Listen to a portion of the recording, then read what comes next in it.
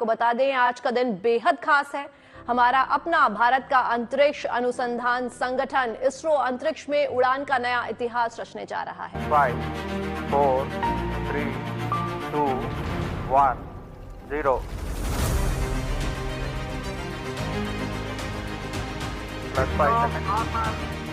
India सूरज की study करेगा और इसकी टेस्टिंग का अमल भी शुरू हो गया है और कहा जा रहा है कि चंद्रयान 3 से ज्यादा मुश्किल मिशन होने वाला है। दुश्मन के बच्चों को हम पढ़ा रहे थे और पढ़ाना चाहते थे, तो आज वो चांद पे हैं और अपने मुल्क के बच्चे आप हालात देख लें कि अपने स्कूल से भी आउट है।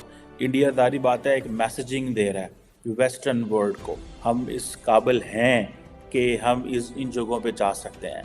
यही वजह है कि दुनिया के तमाम देश अपने सैटेलाइट से लॉन्च के लिए इसरो पर ही भरोसा कर रहे हैं। आज यूरोपियन स्पेस एजेंसी के प्रोबा 3 मिशन को कामयाबी से लॉन्च करके इसरो एक बार फिर अपनी क्षमता का प्रमाण देगा।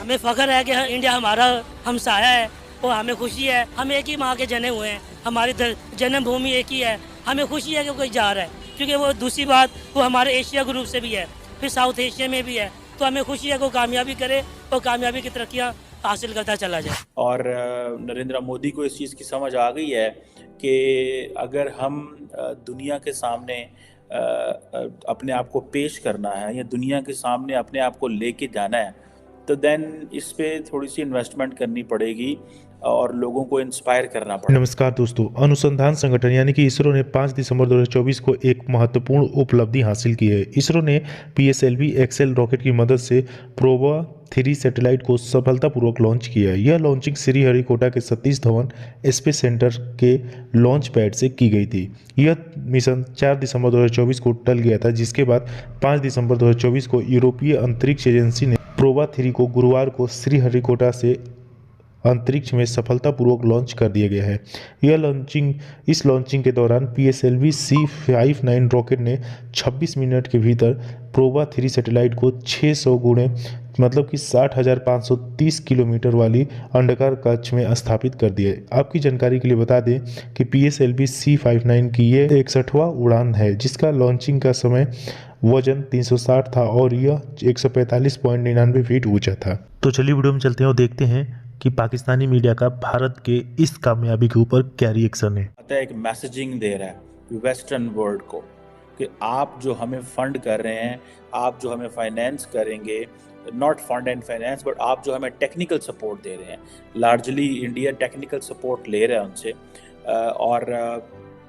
और ये जो टेक्निकल सपोर्ट है इसका मतलब यही है कि हमारे लोगों को इक्विप करें, हम इस काबिल हैं कि हम इन जगहों पे जा सकते हैं। सो ये 4 लोग हैं, ये सारे आई थिंक इनका ताल्लुक एयरफोर्स से है। आई थिंक ग्रुप कैप्टन है 3 और एक विंग कमांडर हैं। और दूसरा ये है कि मोदी साहब ने ये जो प्रोजेक्ट भी लॉन्च किया है और इसकी जो टेक्निकली तो जारी बात है वी आर नॉट इनटू वो जो डिटेल्स इन टर्म्स ऑफ जिसे कहते हैं ना जो साइंटिफिक अंडरस्टैंडिंग, तो नॉर्मली हर बंदे को इसकी नहीं होती, लेकिन इम्पॉर्टेंट चीज़ ये है कि इसकी सोशल, पॉलिटिकल, कल्चरल और स्टेट के हवाले से क्या वैल्यू है, that has increased a lot. और नरेंद्र मोदी को इस चीज़ की समझ आ गई है कि अगर हम दुनिया के सामने अपने आप को पेश करना है या दुनिया के सामने अपने आप को लेके जाना है, तो देन इस पे थोड़ी सी इन्वेस्टमेंट करनी पड़ेगी और लोगों को इंस्पायर करना पड़ेगा।